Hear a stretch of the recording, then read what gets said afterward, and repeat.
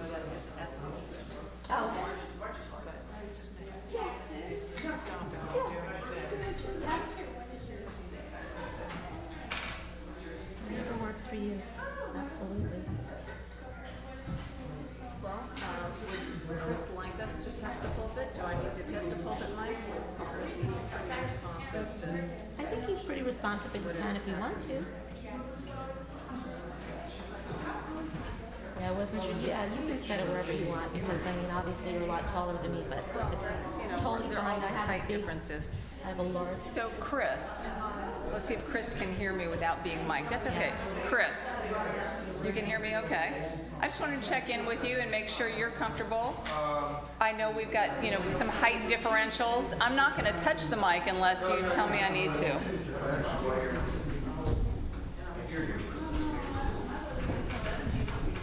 We want to, Anne's got the first part of the service. Okay, so when the time comes, yeah, it's very far away. Yes, it is far away. Well, I'm not touching it. And I'm going to try not to bang it. It's weird because I linked to this one to hear the so we can stream it. That's coming across. Always turn me down for that. I will move away. I'm sorry I couldn't get that. I mean, it's Don't worry about it. It's not a big deal. It's just it's a better version. The text is better. Hey. Hello. Well, Okay. you know what? Y'all will be able to hear me. I have faith. Did you see, I by have the faith way, and trust. did you see the poster boards that are open there for you? Okay, good. Okay, good. Just want to make sure you found them.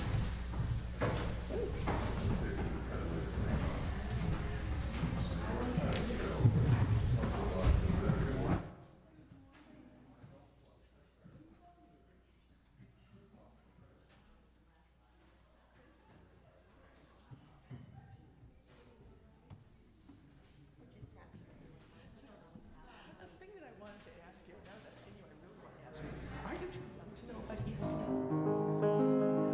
evil?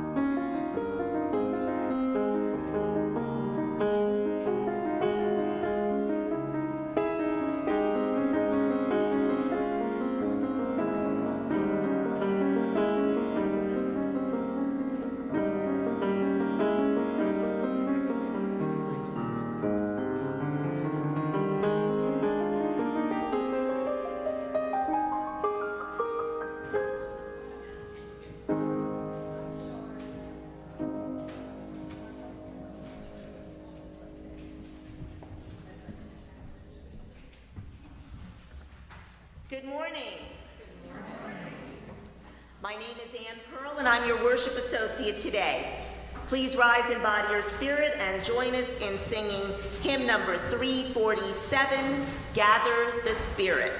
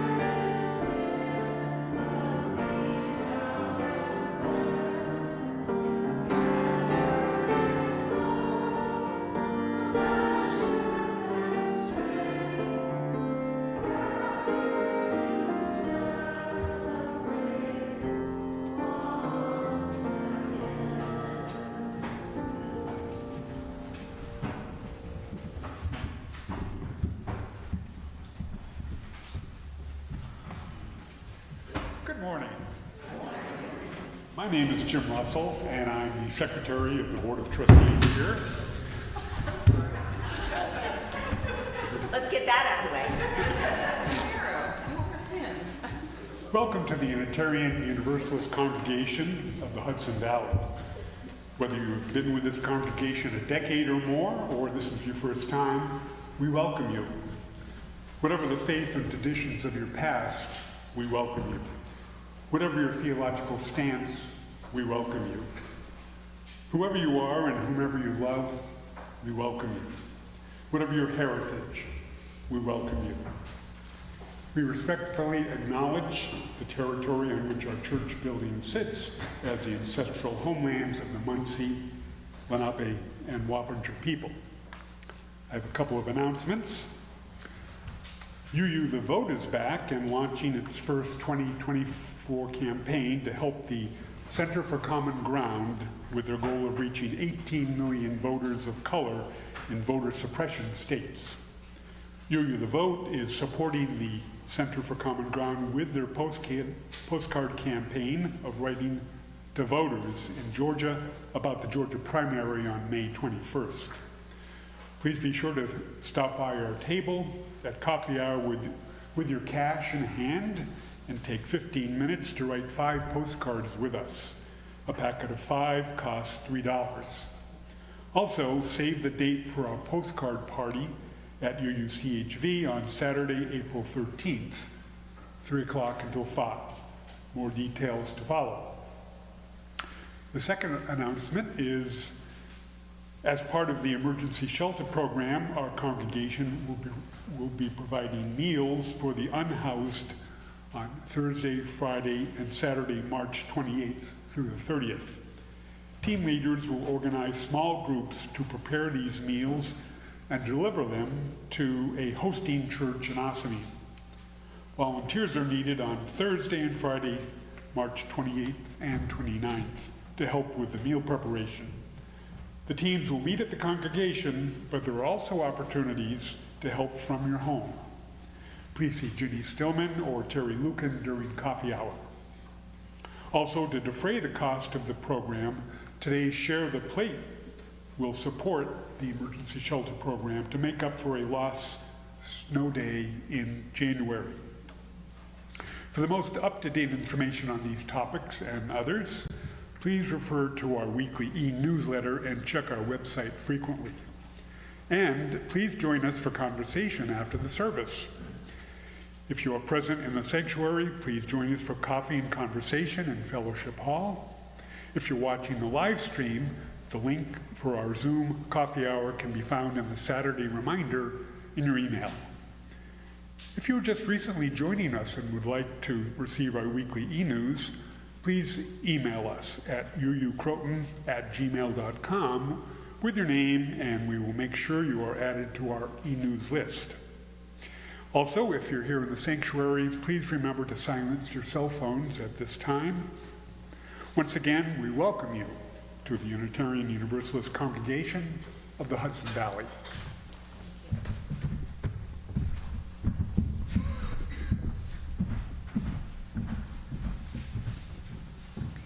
Our guest minister today is the Reverend Jennifer L. Brower, Minister Emerita of the UU congregation at Shelter Rock. She is a grief and life coach, helping individuals rediscover wholeness, hope, and new life following death and non-death losses. She's a native of Manhattan, a graduate of Union Theological Seminary in New York City, and with her one child off at college, she is in her first year of being an empty nester. Yay! Please welcome Reverend Jennifer Brower.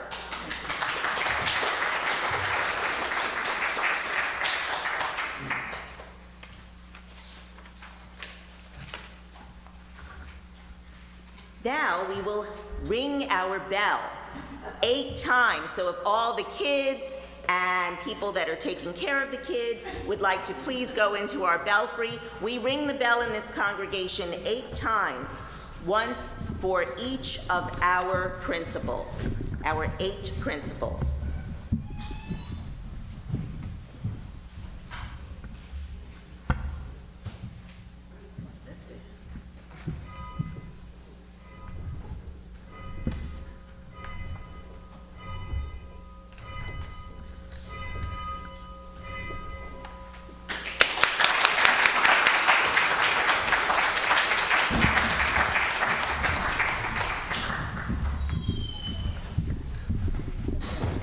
Yes, please. At this time, we are going to do something just a little bit different for us. We are going to have a responsive invocation. Please refer to your insert. I, as the leader, will read the regular print, and then you, as the gathered, will respond in the boldface. Here, oh, incidentally, these are the adapted words of the Reverend Carol Meyer. Here in this sacred space and connected through our electronic devices, we are gathered together, people of different ages and life stages. We come together in hope. We greet each other warmly with our voices and our smiles and our waves. We come together in peace. We acknowledge our interdependence and our unity. We come together in harmony. We share our growth and our aspirations. We come together in wonder. We share our losses and our disappointments. We come together in sorrow. We share our concern and our compassion. We come together in love. We come to this time and place bringing our doubts and our faith. We come together as seekers. For all of these reasons and more, We come together in worship.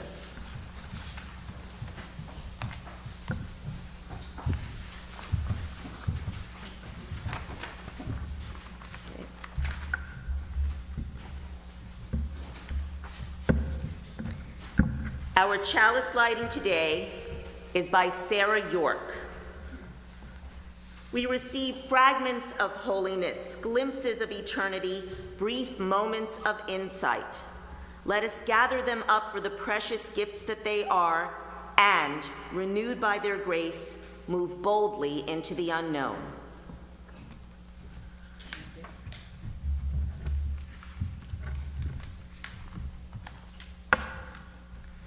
Please join me now in our unison affirmation. The words are printed in your order of service. Inspired by love, our mission is to seek our true nature, connect deeply and openly, and act for justice. Thank you so much. Well, let's see what else I can drop while we get started.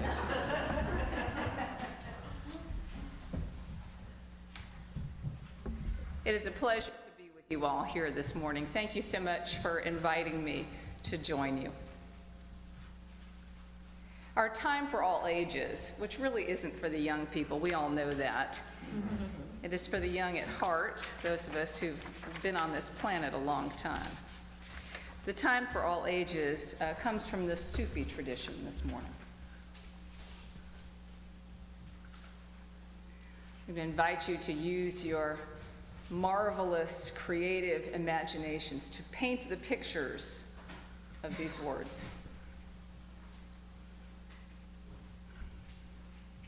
A young bubbling stream from its source in far-off mountains, passing through every kind and description of countryside, at last reached the sands of the desert.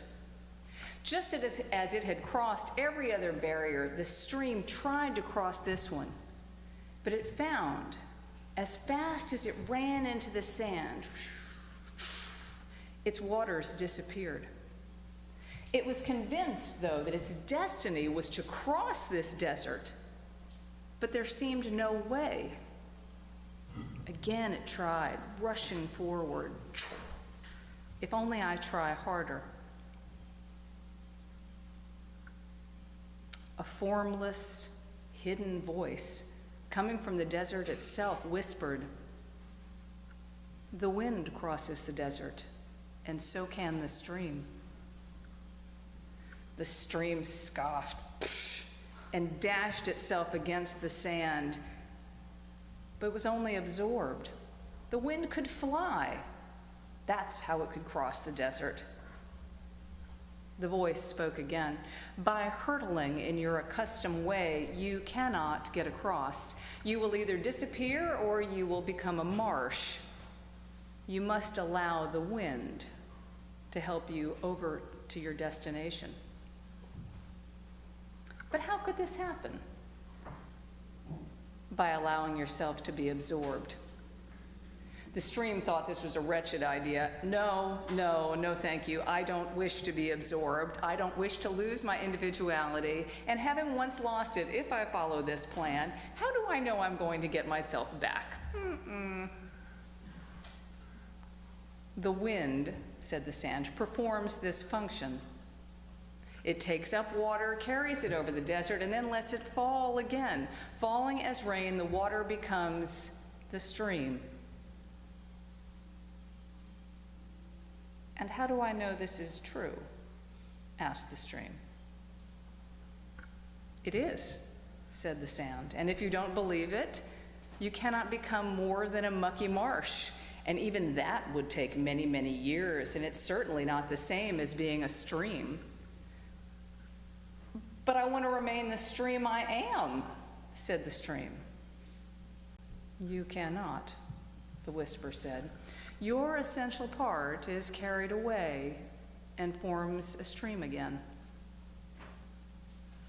When the stream heard this, certain echoes began to arise in its thoughts.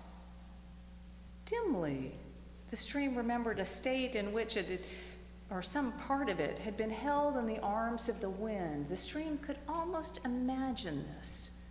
Was that real?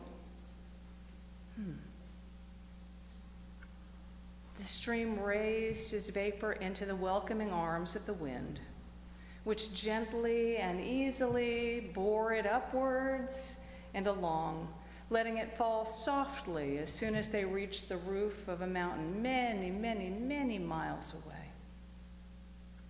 And as it did, the stream was able to remember and record more strongly in its mind the details of the experience. The stream reflected, yes, this is my identity. This is how I travel. The stream was learning. The sands, so ancient, whispered, "We know. We know because we see it happen day after day, and because we, the sands, extend from riverside all the way to the mountain. And that is why it is said that the way in which the stream of life is to continue on its journey is written in the sands." Here ends our story for today. We invite our young people to head off to their religious exploration by singing them out to "Go Now in Peace."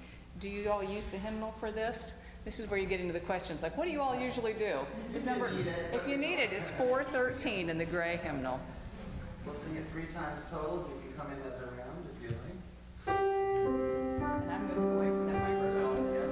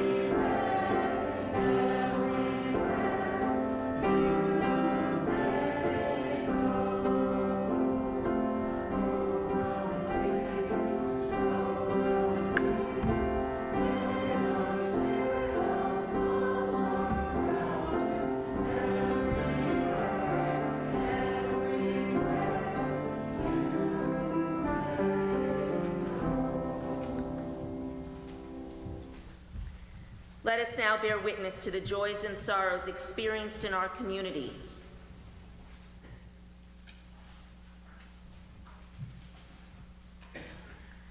I light the first candle for all suffering in the conflicts in the world, in Gaza and Israel, in South Sudan, Yemen, and Ukraine, and so many other places.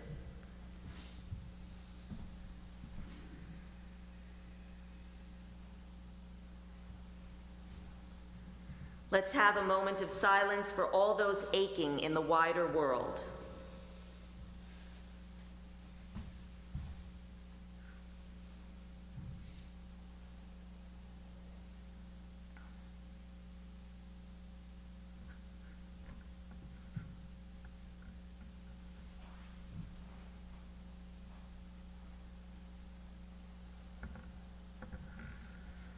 As our sorrows are real, so are joys. I light the second candle for all care, kindness, and compassion unfolding among friends, families, and strangers in the world right now, in cities, towns, and villages. We are grateful for the love shared.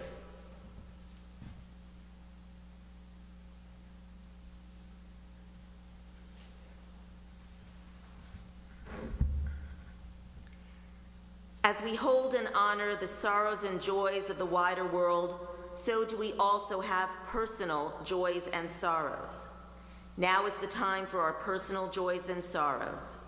If you have a brief yet personally significant joy or sorrow that you are willing to share, please come up to the microphone to my left and speak loudly so that everyone, including the people watching at home, can hear you. If you would prefer only to have a candle lit without speaking, please just stand or raise your hand and I will light a candle for you. I would like to say the first sorrow. As some of you probably know, if you read this week's e-news, our very dear own Reverend Daniel unfortunately suffered a fall last Sunday and broke his nose. And of course, we wish him healing thoughts. We hope he is free of pain or as comfortable as possible, and certainly wish him a speedy recovery.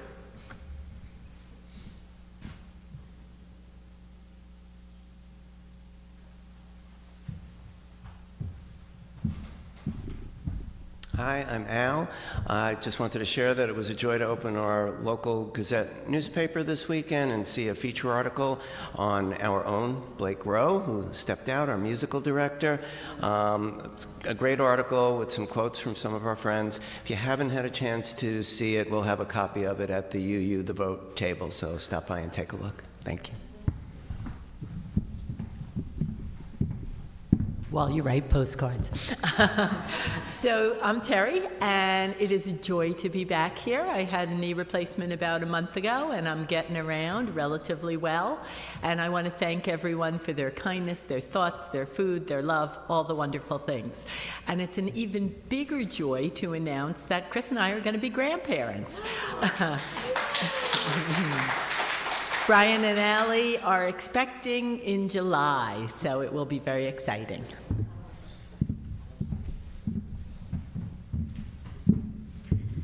Hi, I'm Christine, and I just want to light a candle for my mother and my sister. My mother, we were in the process of moving her to memory care this month, but she managed to get out of her building and was lost in the middle of the night.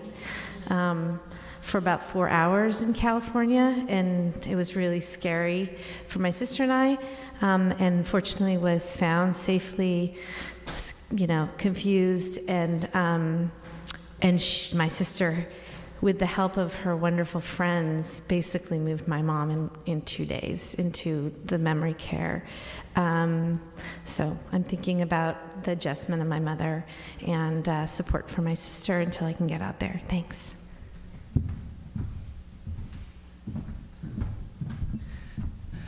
Hi, I'm Nora. My best friend, her husband just died the other day, and she called me and we talked for like an hour last night, so keep her in your thoughts.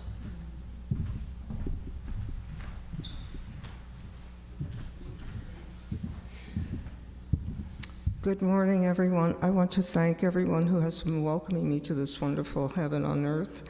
And I just want to say that I am tooting my horn. I was a few weeks ago that I received a certification as a One Light Healing Touch healer. I like to say that I'm a conduit between creative force and the recipient of that service. And if you have any questions, I'll be happy to answer them. But it's to help the recipient of that healing balance and stability, whether it be physical ailments or whatever other ailments you may have. It's something that I do with passion and great love and respect, and I honor it. And so if you have any questions, you can see me. But it's with peace and joy that I offer this service. And yes, I will offer it for the first time as a gift to anyone who would like to have that gift. Thank you.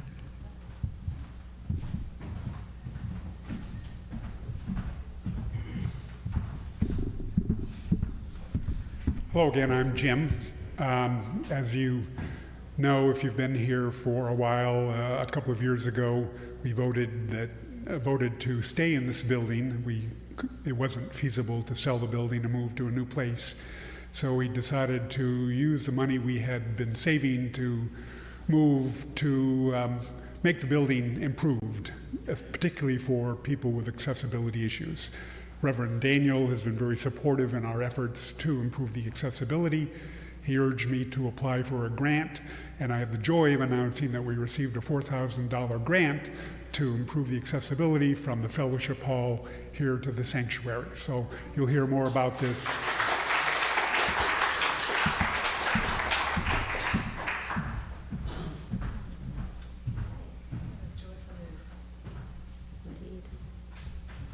We also acknowledge all the unspoken joys and sorrows held within the sanctuary of our hearts, and all those people who have yet to find a spiritual home where they too can share their joys and sorrows.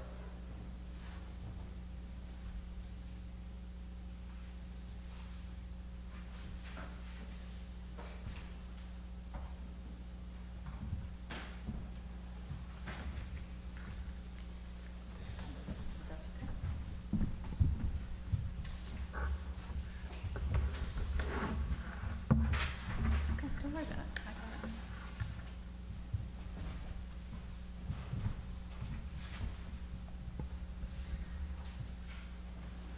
Prayer and meditation is an opportunity to be calm in the midst of the tumults of the world and our complicated and stressful lives, to bring together thought and feeling, mind and spirit, and find some still center, some point of perspective and peace.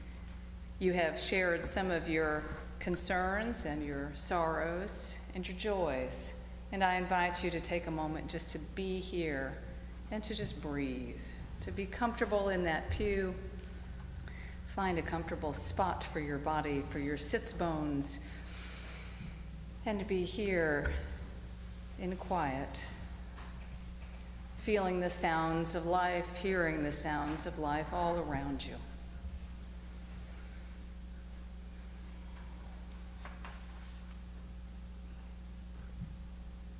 Our lives are full of so much. We need opportunities just to be able to put everything down.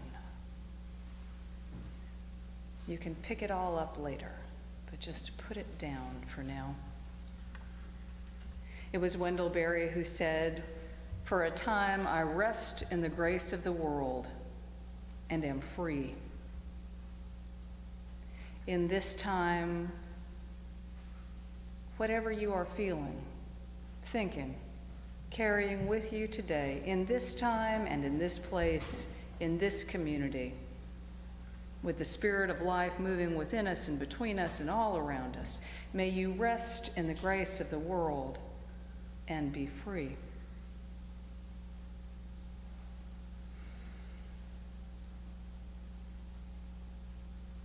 In your times of weakness, may you sense the strength of the eternal hills. In moments of faltering, may you be upheld like the buoyancy of water. In limitation, may you remember that your choices may be as great as the expanse of sky overhead if you will just look up. In moments of insecurity, press your feet down into the solid earth and feel its assurance. In despair, may you hear joy in birds singing. In times of hope and lightness of being, may you feel your experience magnified by the warmth of other people and the sun. Whatever this time, whatever the circumstance, may you rest in the grace of the world and be free. So may it be.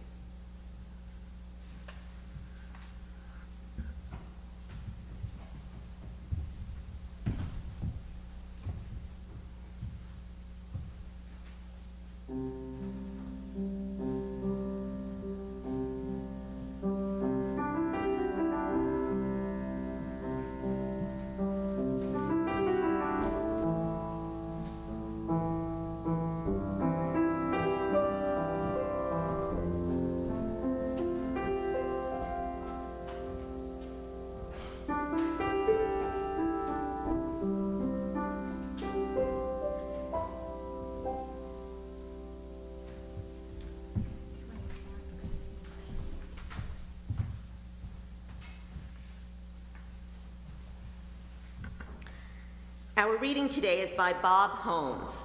He is the founder and editor of the online community and blog Contemplative Monk. It's called Breathscapes. When the east wind breathes into your soul and the morning sun warms your face, pause in the solitude, sink into the stillness, expanding with every breath, savoring all things. Settle and clear in still clarity, perceive with childlike wonder the breath of dawn, the light dancing in your heart to heal you, to hold you, and to make you whole. Please rise now in body or in spirit and join us in singing hymn number 27, I Am That Great and Fiery Force. It's in your gray hymnal.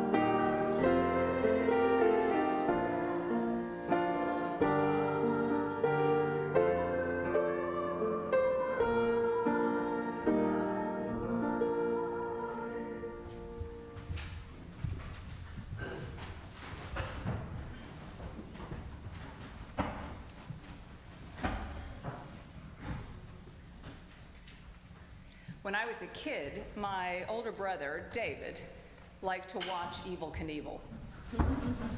And what my older brother did, I did too. David is 7 years older than I am, so we are far apart, we're far enough apart in age to really enjoy each other. We also look alike. There are 3 siblings, there are 3 of us in the family. We have a sister between us. We don't talk about her. I'm just teasing. It's fun to be able to make fun of your siblings a little bit. But Sarah doesn't look like us, and she was in between us. So David and I bonded over things like Evel Knievel. On weekend afternoons, we would sit too close to the console TV, you know, when TVs were this deep instead of this broad. We'd listen to the commentators saying a lot of nothing as we gleefully anticipated some spectacular stunt. You know, it went on all afternoon, even though the stunt lasted like 3 seconds. Evel Knievel was a daredevil like no other. He was considered good-looking, even if rough around the edges. He was like a G.I. Joe doll in a flashy white jumpsuit and cape. Sometimes I think he reminds me of like a flying Elvis. You know? On his motorcycle, he jumped cars and canyons and through hoops of fire. And all these many decades later, he still holds the record for jumping the most number of buses on a motorcycle. Like, how could you go wrong with that? He jumped 14. And And if it wasn't right, wow. And if it wasn't abundantly clear by that and all of his other stunts, the man was really completely unhinged. But he was an amazing showman and self-promoter. And boy, did he know how to draw a crowd. He often said that kids wanted to be like him, men wanted to be him, and women wanted to be with him. He was a man of another time, to be sure. Colorful and narcissistic too. And the world wanted the likes of him as much as he wanted fame. There is another Evel Knievel quote that when I read it really made me feel a certain affinity for the risk-taking, body-busting braggart of a showman. When asked why he repeatedly took his life into his own hands doing the terrifying and most often really unsuccessful jumps on his motorcycle or in a car, he said, "I love the feeling of fresh air on my face and the wind blowing through my hair."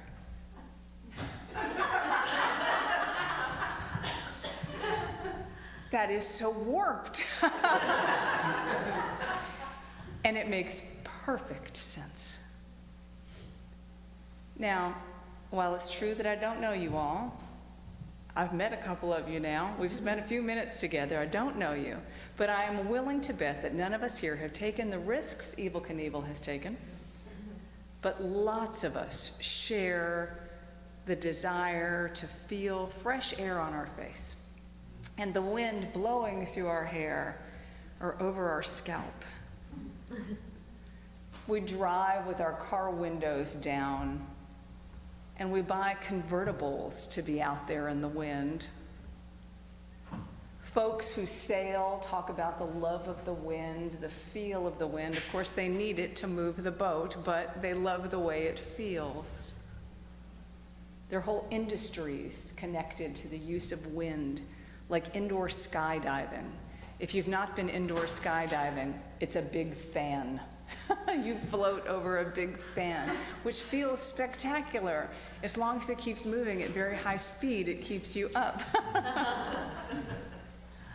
The forced air pushed through an MRI machine is soul and sanity saving when you're lying still on that table with pounding like jackhammers all around you. You know that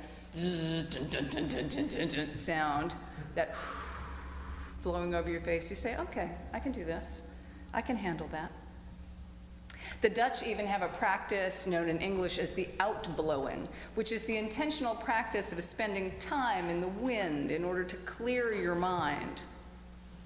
When I read about the outblowing, I was reminded of a song by a band, Sunvolt. Maybe you have heard of them. They're now defunct, but the song was Windfall. It describes driving down the road with the wind taking away your worries and woes, with them sort of flying out the windows behind you, taking away your failures and your shame.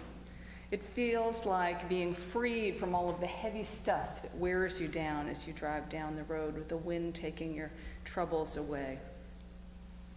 So while I'm not about to jump 14 buses on a motorcycle, I can't even drive a motorcycle, I get what Evel Knievel was saying, and I bet you do too. There is nothing like the feel of the wind. It is sometimes cleansing and soothing and grounding, like that Dutch outblowing. And at other times it's big and scary and destructive and terrible. A few nights ago I thought the shutters on my house were going to come flying off. It was so violent. The wind reminds us of nature's raw power and our place in creation. The wind is elemental, frightening and delightful, and essential. The movement of air is what allows us to speak and sing and create music. Oh, where would we be without that? It's mighty and marvelous, completely invisible, carries the streams, is totally necessary, fundamental to life. When I first read Evil's words on why he took up a career of stunts, I was reminded of a book I read when I was preparing for my son's birth so many years ago. The author made a point of reminding new parents that everything a newborn experiences is entirely new. Okay, no surprise, actually, newborn, new in the world. But the very first of these new experiences that the author mentioned and reminded us of was the feeling of air moving over the newborn's skin. The movement of air on our bodies and into our bodies through our first breath are the very first sensations of life on the outside. Imagine what that must have felt like to each of us upon arrival. What is that? The feeling of air, the wind, our breath are the first experiences of being alive. They are there at the beginning, the very beginning. This is true in religious texts as well. The wind is an early and then often mentioned sacred element. In the first chapter of Genesis and the first story of creation, in describing the birth of the world, the story goes, "In the beginning, when God created the heavens and the earth was without form or shape, with darkness over the abyss, and a mighty wind swept over the waters. And God said, 'Let there be light,' and there was light." Before those well-known words about the light, we have the mighty wind, which in Hebrew is the Ruach Elohim, the Spirit of the Most High, a mighty wind, the Spirit of the Most High, the force of creation, moves over the face of the deep, over the waters. The wind is there at the beginning.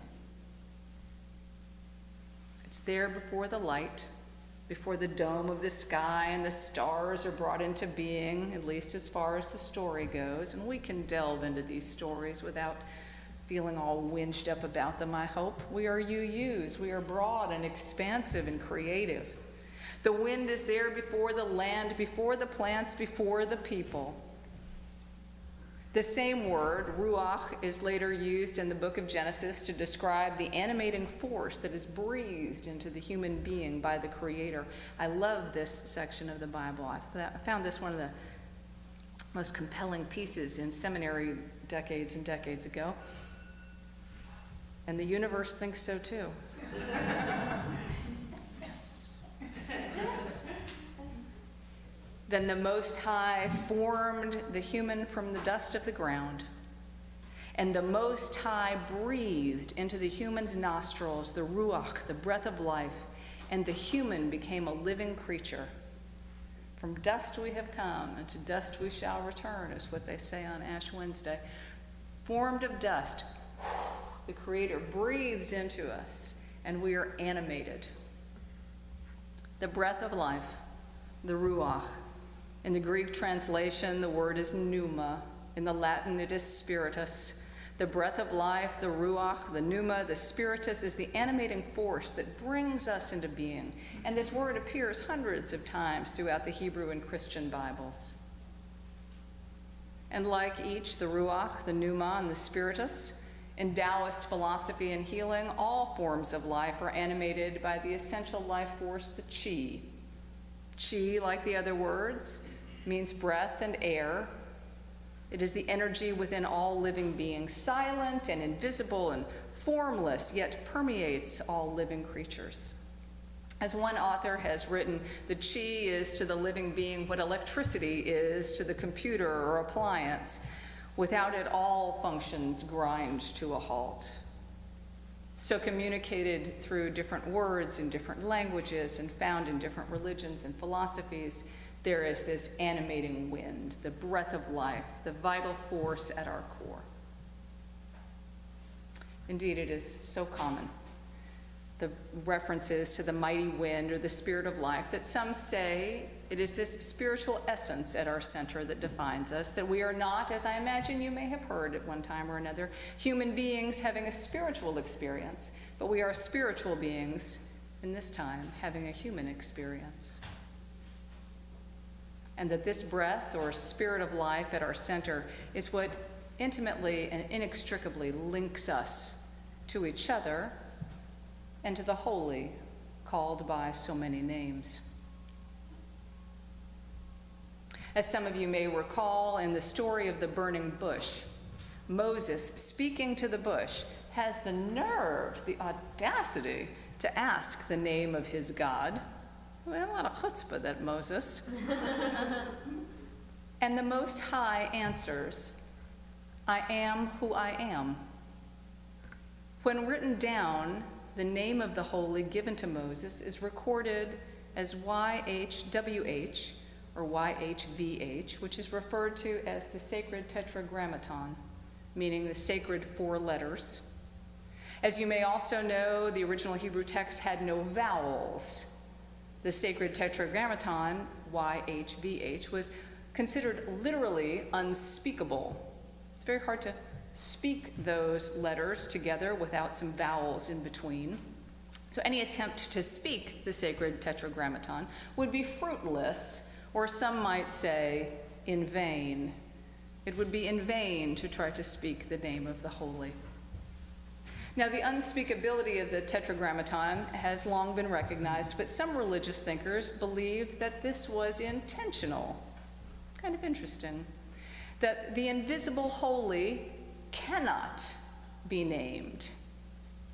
That whatever God is, whatever the nature of the numinous, that which is transcendent cannot be captured in words. Some are convinced that YHVH is not a word to be pronounced, but the very sounds of inhalation and exhalation.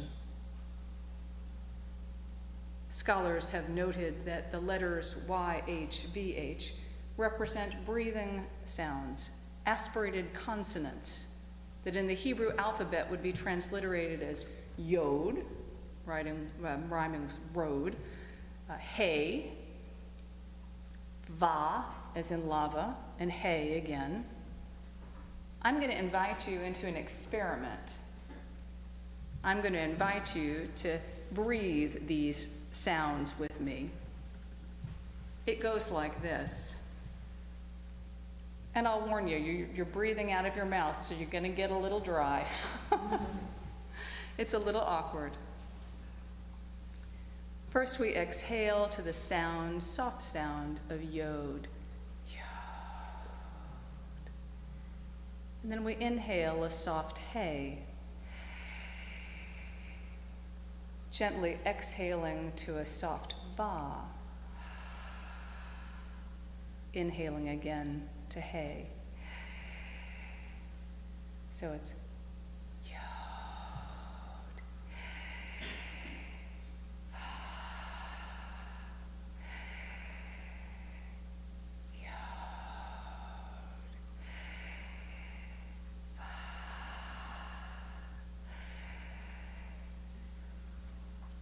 It is a little like breathing in the doctor's office when they say, take a deep breath, and you say, again, already? I'm still in the midst of exhaling from the last one.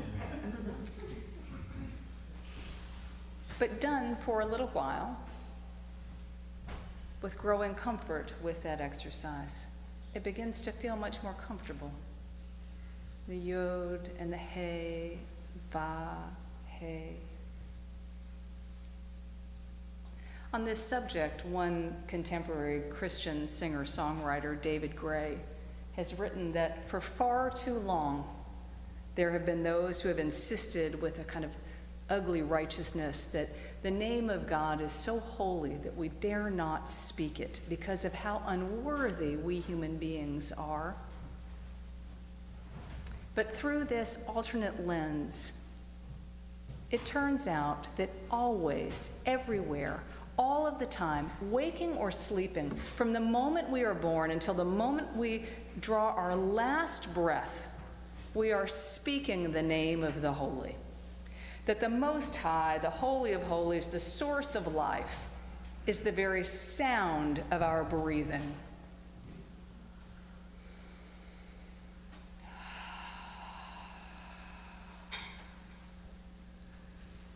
Braggart and showman that he was, Evel Knievel was tuned into something far greater than himself.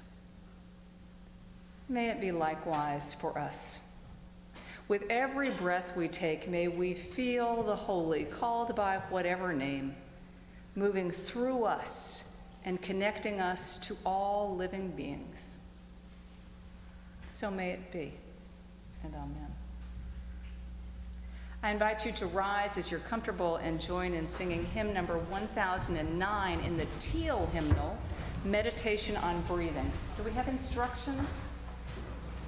Since it's so nice in parts, let's do one time through of each part, and then you choose which part you'd like to sing, and we'll sing a few times.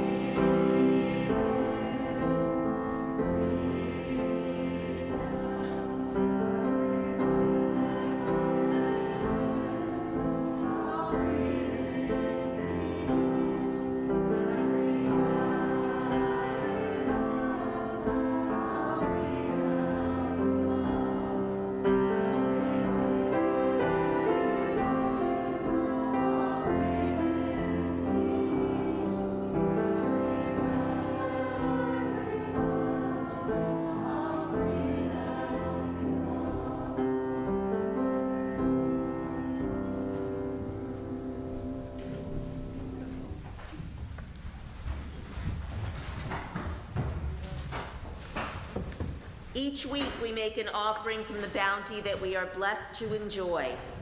We do this in the spirit of love and generosity, aware that we have benefited from those who have gone before, those that in their turn gave generously.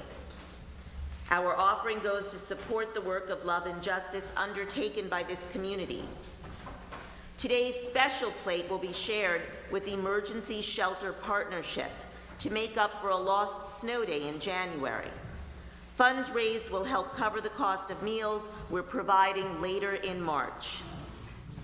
For more information, please visit their website, esp-ny.org. You can make your donation in several ways. If present in the sanctuary, you may give cash or a check in the offering plate as it comes by. From your homes, you can make your donation via credit card or PayPal using the links provided in the e-newsletter or by visiting our website, UUCHudsonvalley.org.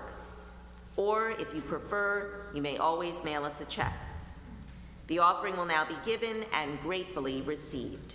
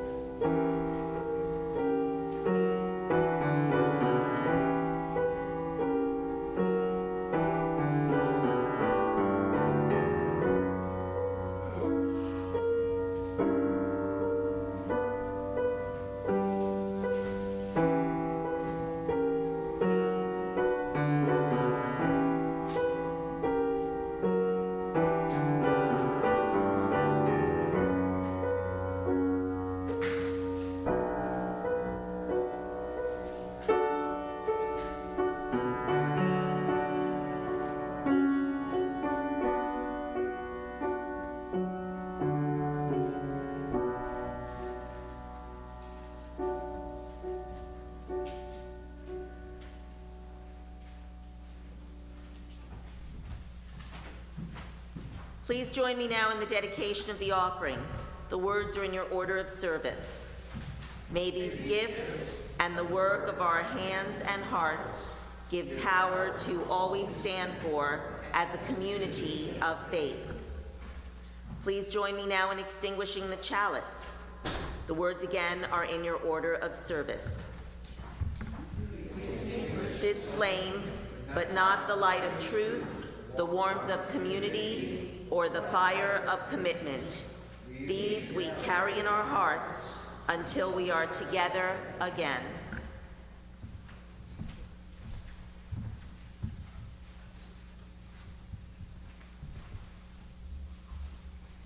As we bring this time of reflection to a close, I share again the words of Bob Holmes in his work Breathscapes.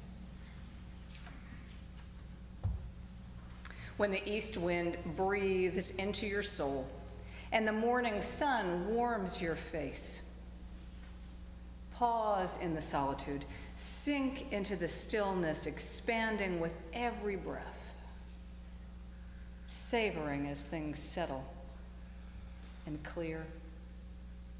And in still clarity, perceive with childlike wonder the breath of dawn, the light dancing in your heart, to heal you, to hold you, and to make you whole. So may it be.